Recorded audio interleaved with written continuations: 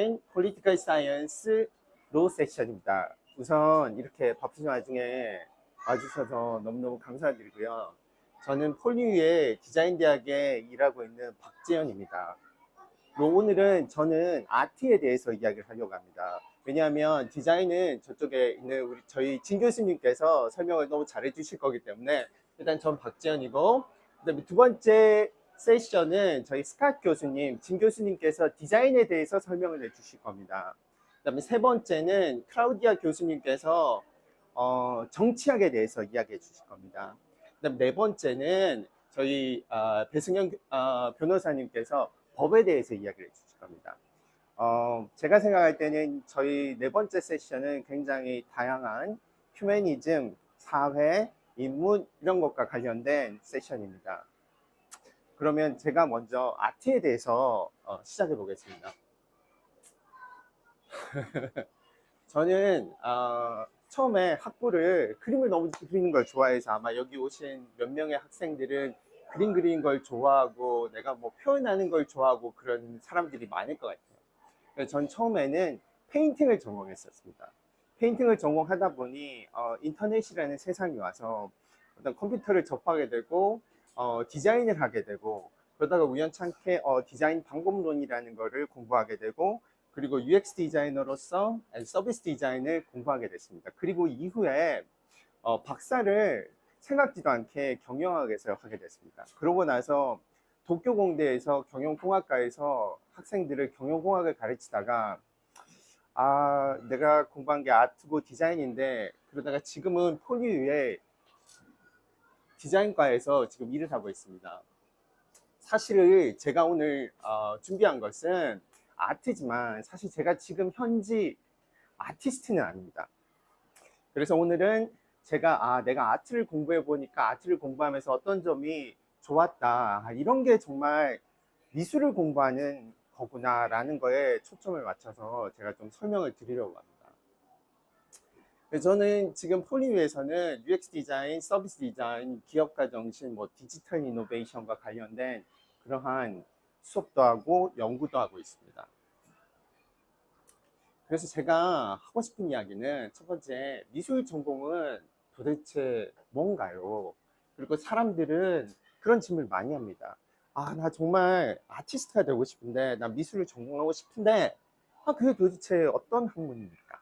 라는 게 오늘의 어떻게 보면 어떤 주제인 것 같은데, 제가 그림을 공부를 하고 4년 동안 대학을 다니면서 느꼈던 거는, 미술이라는 거는 정말 좋은 전공이었어요. 가장 좋았던 점은 첫 번째, 스스로를 이해할 수 있는 4년의 시간이 저한테 주어졌습니다. 그리고 그 스스로를 이해하는 과정에서 내가 정말 세상에서 이런 사람이구나, 난 이런 것을 표현하고 싶구나 라는 거를 정말 혼자서 깊숙하게 이해할 수 있는 시간이 있어서 정말 행복했습니다.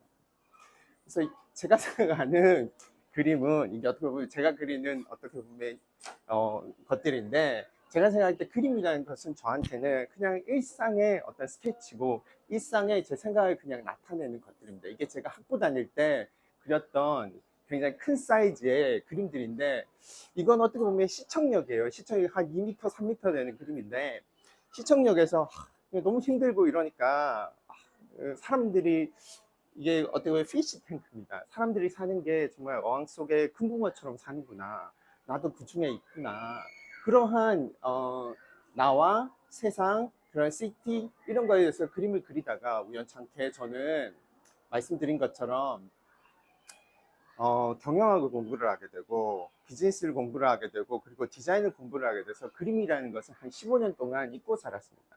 그러던 어느 날 도쿄공대에 2017년이었습니다. 벚꽃이 너무 만발했는데 4월이 됐습니다.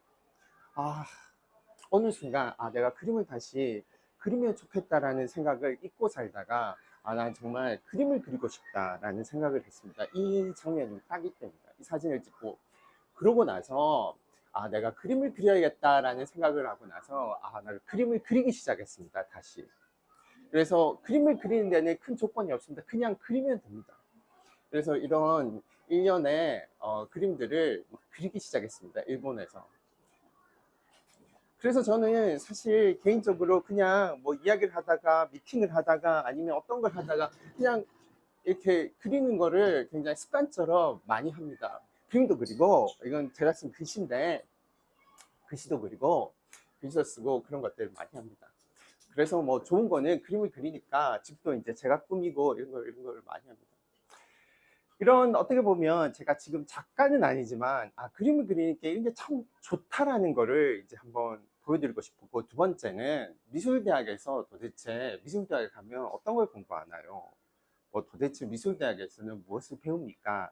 라는 게 보통 학생분들의 아니면 부모님들의 자녀가 사실은 그림을 그린다고 하면 요즘 부모님들은 안 그러겠지만 제가 학교 때 고등학교 1학년이 되고 나서 제가 저 미술대학을 가고 싶어요 라고 했을 때 저희 어머니는 올 것이 왔구나, 올 것이 왔구나, 정말 고민을 많이 했답니다. 잠을 못 이뤘다고 하더라고요. 부모님들은 부모님 나름대로의 어떤 자식을 바라보면서 어떤 꿈이 있을 겁니다. 근데 자식이 그 꿈과 너무 먼 전공을 선택해 버린 거예요. 제가 그랬었습니다. 그러고 나니까 저희 어머니는 이 상황을 도대체 어떻게 하면 좋은가. 그래서 사실 저는 초등학교 때부터 그림 그리기를 너무 좋아했는데 저희 집에서는 전혀 그런 거를 안 했으면 하는 거를 기대하고 있었던 것 같습니다. 그래서 제가 이게 어떻게 보면 앞에서 말하는 거랑 연관되는 건데, 미술대학에 가면 아티스트가 되는 과정에 대해서 배웁니다. 어떤 스킬을 배우기도 하지만 그 아티스트가 되는 과정을 어떤 하나의 공간 속에서, 학교는 공간을 한 명씩 하나의 어떤 작은 공간을 줍니다. 그 공간에서 개인은 한 4년이라는 시간 동안 내가 정말 뭐 어떤 걸 좋아하는구나, 나는 어떤 표현을 하고 싶구나, 나는 이런 사람이구나 라는 거를 깨닫는 시간을 가지는 게 어떻게 보면 미술 전공이라는 것을 했을 때 누리는 혜택이기도 하고, 어떻게 보면 장점이기도 하고 단점이기도 한 것 같습니다. 제가 오늘 이걸 하려고 사실 슈퍼에서 사과를 사가지고 왔는데 이게 사과잖아요. 그래서 아까 여기서 어떤 공간 속에서 본인 나름대로의 어떤 그 처절한 생각을 하게 되는데, 이게 어떻게 보면 물체고 대상입니다. 물체고 되면 사과를 잘 그리는 게 아티스트가 되는 게 아니라, 이 사과는 사과일 수도 있고 세상일 수도 있고 어떻게 보면 나일 수도 있고 사랑일 수도 있고 굉장히 다른 여러 가지의 대상물이 될 수도 있습니다. 뭐 그러면 미술 대학을 가면 도대체 어떤 걸 배우나요? 라고 했을 때, 우리가 뮤지엄에 가면 굉장히 많은 작품들이 있지 않습니까? 그러면 생각해 봅시다. 세상에는 홍콩 사람들이 좋아하는 어떤 철학이 있고 사회가 있고 미술이 있고 사조가 있는 것처럼 미술도 똑같습니다. 우리가 예전에 이집트 시대에서 뭐 간단하게 미술사 비스무리한 이야기를 하자면 이집트 시대에 사과를 그려라고 하면 도상을 그립니다. 사과는 정말 빨간데 꼭지가 있어 라는 도상을 그립니다. 사과의 앞면을 그립니다. 이렇게 그리지 않습니다. 그리스 시대로 미술을 넘어가면, 물론 서양 미술사, 동양 미술사 다 있지만 이제 가장 쉬운 모든 사람이 아는 걸 가지고 이야기를 하면, 그리스 시대의 미술을 하면 사과는 정말 사과 같은 사과를 그립니다. 도상이 아니라 어떤 사과 같은 사과, 아주 이상적인 사과를 그리게 됩니다. 어떻게 보면 그 사회에 있는 어떤 이데올로기라든지 사람이 보는 가치를 그리게 되는 거죠. 그러고 나서 헬레니즘 시대에는 사과는 정말 그 이상적인 거에서 또 환상적인 사과를 그리려고 합니다. 로마 시대에는 사과가 왜 그래야 되나, 사과는 먹는 건데 사과를 더 실용적으로 보게 되는 겁니다. 그러고 나서 우리는 중세가 오고, 중세는 사과가 중요한 게 아니라 시인과 인간의 관계를 중요하게, 그러한 미술이 발달하게 된 겁니다. 그 이후에 로마가 와서 다시 그리스의 복것, 다시 사과에 대해서, 사람에 대해서 생각하게 됩니다. 그리고 나서 우리는 뭐 바로크가 오고 기타 등등이 가다가 어떻게 보면 모더니즘이 오고 현대미술이 와서 인상주의로 갑시다. 그러면 사과가 왜 이래야 되냐? 사과는 내가 볼 때는 파란색도 있고 빨간색도 있고 점도 있고 그런 거에 집중을 하게 됩니다. 낭만주의로 가서는 사과는 어떻게 보면 사랑이야. 근대미술에 가서는, 포스트 모더니즘에 가서는 사과라는 것은 왜 우리가 이 사랑을 도대체 무엇인가? 라는 것처럼 작가는 그 사회 속에서 어떠한 대상에 대해서 관찰을 하고 그 대상에 대해서 본인의 나름대로 생각을 사회 속에서 시각적인 언어로 던지는 겁니다. 그래서 미술대학에서 가르치는, 미술대학에서 공부하는 것들은 결국은 직관과 해석을 통해서 본인 스스로 가지고 있는 시각적인 언어, 공간적인 언어에 대한 어떤 의미를 만들어내요. 박지현이라는 사람이 가지고 있는 어떤 시각적인 언어와 공간적인 언어가 다른 것처럼, 이름이 뭡니까? 송근우. 송건우 씨가 가지고 있는 어떤 시각적인 언어, 본인이 가지고 있는 해석, 직관이 다른 겁니다. 그런 것처럼 우리가 미술대학에 가서는 어떤 걸 공부를 하나요? 라고 하면 박지현이 생각하는 세상, 박지현은 도대체 무엇인가? 그리고 박지현이 보는 물체에 대한 어떤 직관과 해석을 통해서 본인이 가지고 있는 어떤 시각적인 언어를, 공간적인 언어를 풀어내는 과정을 배우는 게 어떻게 보면 미술이라는 전공이 가지고 있는 매력입니다. 그러면 이제 현실적으로 넘어와서 이제 어머니들은 이런 거를 굉장히 많이 물어봅니다. 그건 좋아요, 그건 좋아요. 네, 저도 그건 이런 거는 이제 가면 우리 애들도 이제 가서 이제 할 수 있겠죠라고 생각을 하고, 그러면 어떤 학생을 뽑나요? 포트폴리오는 어떻게 준비를 하나요? 그리고 미술대학에 진학하기 위해서는 무엇을 준비를 해야 할까요? 어떻게 보면 굉장히 추상적이고 굉장히 똑같은 이야기인데, 관찰을 통한 직관력을 봅니다. 첫 번째, 이게 어떻게 보면 미술이라는 어떤 스킬을 보는 거죠. 두 번째, 해석을 통한 표현력을 봅니다. 그리고 이게 첫 번째 하나의 보는 항목이라면, 두 번째는 현대에 와서는 어떤 디자인도 그렇고 미술도 그렇지만, 작가가 가지고 있는, 작가가 될 수 있겠구나, 이 사람 어떤 스토리텔링을 할 수 있고 어떤 논리적인 스토리를 전개할 수 있고, 그래서 커뮤니케이션을 할 수 있구나. 왜냐하면 자신을 표현하는 학문인데 자신을 표현할 수 있는 사람인가, 또한 그것을 시각적인 의미를 만들어낼 만한 자질을 가지고 있나. 굉장히 추상적이죠. 이 추상적인 이야기를 나중에 질문 시간을 통해서 좀 더 답변을 해드릴 수 있으면 좋을 것 같습니다.